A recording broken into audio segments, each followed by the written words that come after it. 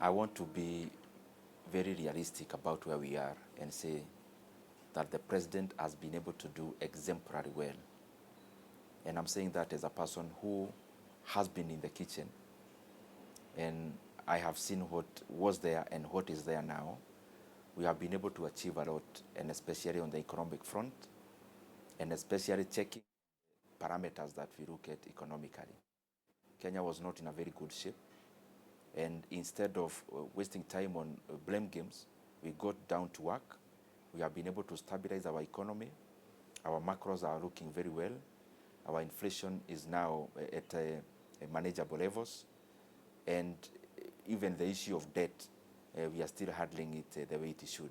So generally speaking, across all the fronts of the economy, we have been able to do well, and we are hopeful that the policies that we have put in place will do even better as we move forward. When we say we are generally doing well, as you know, Wairimu, for the last several months, Kenya experienced a very severe drought, which was the worst in 40 years. We were able to handle that situation by looking inward in our resources. Kenya never begged anyone for anything around that period. We were able to navigate around it, and we are now out of the woods in that scenario. Secondly, we have been able to put the right policies in terms of managing the cost of food. That is why you see currently there is a reduction, especially in unga. There is a reduction, gross reduction in cooking oil. We have also went ahead of our staple, which is ugali. If you check in terms of rice, we are doing a lot in that sphere. And across all our value chains, we are focusing more on agriculture. Agriculture because it gives us several benefits as an economy. One, we are able to check on the cost of living. Secondly, in terms of food security.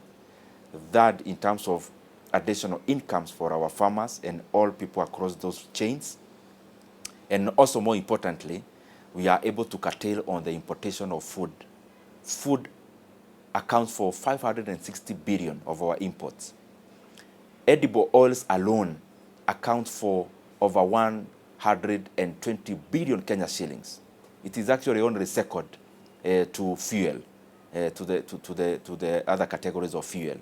Edible oil is the number 2 import in the country. That is why we have been very deliberate on checking on those issues, not just in terms of the shelf. We are going deeper into the shamba, into the farming, because that is more sustainable, that is more yielding, and there is more value for money when we approach the cost of living from the ground.